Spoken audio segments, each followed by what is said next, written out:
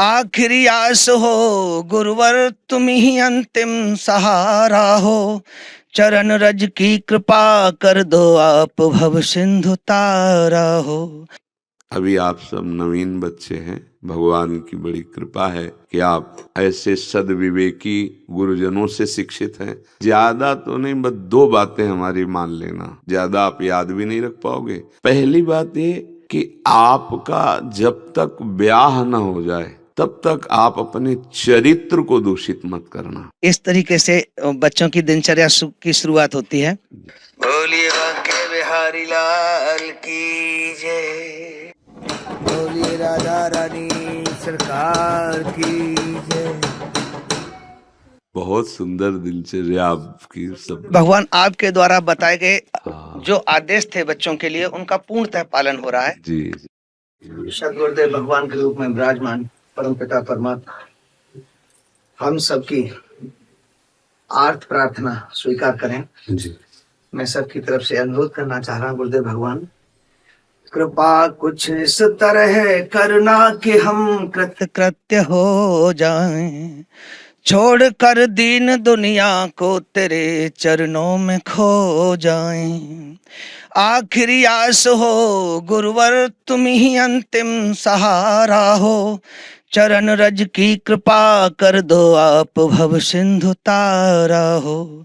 भला हूँ या बुरा जैसा भी हूँ तो आपका भगवन, भजूं हर पल श्री राधे, काट दो नाथ भव बंधन। हे सदगुरुदेव भगवान, अपनी दया दृष्टि हमारे ऊपर बनाए, इन बच्चों के ऊपर बनाए, ऐसी अनुरोध ऐसी प्रार्थना। सब भगवत स्वरूप और भगवत कृपा से। ये बहुत कृपा है लाडली जी की, जो आप वृंदावन में और यहाँ इस समय बैठे हैं। आप लोगों का जीवन उज्जवल होना चाहिए। अगर साधु समागम मिला और जीवन का परिवर्तन न हुआ तो या तो साधु समागम नहीं है, और या फिर आपने साधु समागम का आदर नहीं किया। नहीं तो महत् संगस्त दुर्लभो अगम्यो अमोघस्य। यदि महान संतों का संग मिल जाए और हम उनकी आज्ञा में चल जाएं तो अमोघस्य, हमारा जीवन दोनों के लिए प्रकाशित, अंतर और बाहर, बाहर भी उन्नति और आध्यात्मिक आंतरिक भी उन्नति। अगर हमारे विचार अंदर के शुद्ध हो जाएं और बाहर के आचरण शुद्ध हो जाएं तो चाहे जो भी हो, जहां भी हो, उसका परम मंगल हो जाए।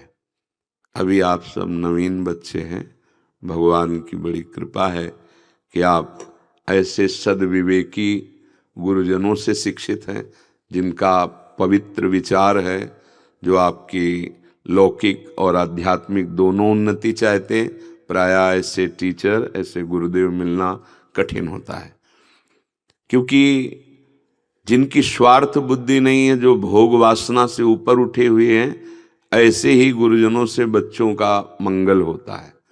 और जो स्वयं वासना से रौंदे गए हैं, जिनकी केवल स्वार्थ वासना है, वो लौकिक पढ़ाई के टीचर भले हो जाए लेकिन आध्यात्मिक उन्नति या बच्चों का जीवन प्रकाश में नहीं कर सकते। तो हम पहले बच्चों को धन्यवाद देते हैं कि आपके टीचर बहुत सुंदर हैं। कहाँ से सुंदर? हृदय से। जिनके विचार अपने बच्चों को लौकिक और पारलौकिक उन्नति दिलाने की भावना रखते, ऐसे टीचर इस कलयुग में प्रायः बहुत कम मिलते हैं, बहुत कम मिलते हैं। अब दूसरी बात, आपका जीवन सार्थक हो, इसलिए ज्यादा तो नहीं, बस 2 बातें हमारी मान लेना, ज्यादा आप याद भी नहीं रख पाओगे। पहली बात ये कि आपका जब तक ब्याह न हो जाए तब तक आप अपने चरित्र को दूषित मत करना। ये हम हर बच्चों को उपदेश करते हैं, हर बार उपदेश करते हैं, बार बार, इसलिए कि शायद ये बात तुम्हारे अंदर बैठ जाएगी तो तुम्हारी लौकिक उन्नति बहुत जोर की होने लगेगी। और एक कि चाहे आप 10 मिनट समय दें, नाम जप और सत्संग या शास्त्र स्वाध्याय ये जरूर होना चाहिए। गीता का एक श्लोक या भागवत का एक श्लोक या किसी महापुरुष के 10 मिनट सत्संग प्रवचन जरूर जीवन में सुनिए।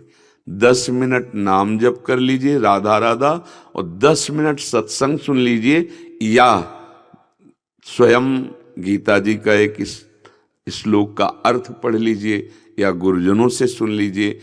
शास्त्र स्वाध्याय या सत्संग, या इसलिए कि दोनों समान ही हैं, और नाम जप, ये आपकी बहुत जोर की हृदय पवित्रता के लिए, अध्यात्म उन्नति के लिए बहुत कार्य करेगा, बहुत पावरफुल है। संतवाणी, भगवदवाणी और नाम जप। अगर चरित्र ठीक नहीं है तो गीता पढ़ते हुए भी और नाम जप करते हुए भी आपकी बुद्धि पवित्र नहीं होगी। ये इसलिए कह रहा हूं कि चरित्रहीन अगर गीता कंठस्थ भी कर ले, हो सकता है कर ले, शास्त्र कंठस्थ भी कर ले, पर शास्त्रों का जो रहस्य है वो प्रकाशित नहीं होगा। वो प्रकाशित होता चरित्रवान, सदाचार, जो जितेंद्रीय और संयमी है। अभी हमारे कोमल कोमल हृदय वाले छोटे बच्चे हो, तो जो बच्चे चरित्रहीनता के कुछ संस्कार सीख चुके हैं कहीं भी कुसंगवशात, वो ये हमारी बात समझ लें कि जो चरित्र को अपने नष्ट कर देता है वो आगे चलकर ना लौकिक उन्नति कर पाएगा और ना आध्यात्मिक। इसलिए आप अपने चरित्र को पवित्र रखिए। चरित्र का मतलब समझ रहे ना? गंदी बात सुनना, गंदी बात मोबाइल में देखना, गंदे बच्चों के द्वारा गंदी क्रियाओं की शिक्षा लेना, ये आपके जीवन में नहीं होना चाहिए। आप बहुत अच्छे टीचरों का संग प्राप्त किए, आपको गर्व होना चाहिए कि भगवान ने आपको ऐसे गुरुजन दिए जो शिक्षा देने वाले, नहीं तो प्रायः ऐसा संयोग नहीं बैठता। अब आपका जीवन पवित्र और उन्नतिशील होना चाहिए। तो देखो दो बातें, एक है अध्यात्म की कि सत्संग 5-10 मिनट सुनिए या किसी श्लोक का अर्थ पढ़िए, और नाम जप 10 मिनट कर लीजिए। आगे चलकर बढ़ाते जाना, और चरित्र को दूषित मत होने दीजिए। बच्चा बच्ची सब, अगर चरित्र दूषित हुआ तो हमारी बात का रंग नहीं चढ़ेगा, और चरित्र अच्छा हुआ तो सब बन जाए। चरित्र अच्छा करने के लिए एक बार नित्य दिनचर्या बोली गई थी, शायद आप लोगों में ही बोली गई थी। अगर वो दिनचर्या रखोगे तो आपका ब्रह्मचर्य ठीक रहेगा, आपकी बुद्धि शुद्ध रहेगी। सारे बच्चे आपके द्वारा बताए हुए आदेश का पालन कर रहे हैं गुरुदेव भगवान जी। और इस तरीके से बच्चों की दिनचर्या की शुरुआत होती है जी। राधा वल्लभ लाल की जय, बोलिए बांके बिहारी लाल की जय, बोलिए राधा रानी सरकार की जय। ओम कराग्रे वसते लक्ष्मी, आवाज तेज,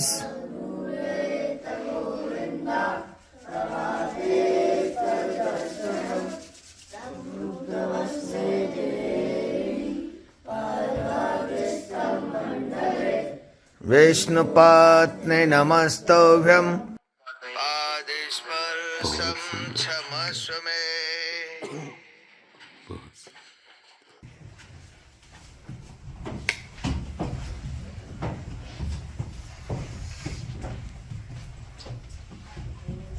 ये तो अत्यंत प्रशंसनीय दिनचर्या है, बहुत सुंदर, क्या बात है। सब बच्चे पंचांग भूमि को प्रणाम कर रहे। जोर से बोलिए, महर्षि वाल्मीकि की जय, गोस्वामी तुलसीदास जी महाराज की। जोर से बोलिए, हरवंश महाप्रभु की, हरदास जी महाराज की।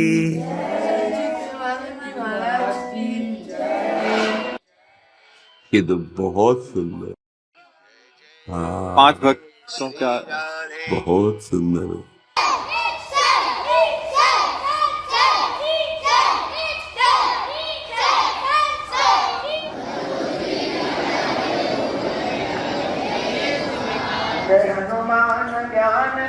सागर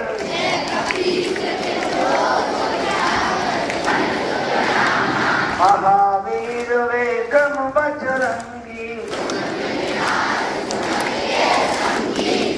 या विश्राम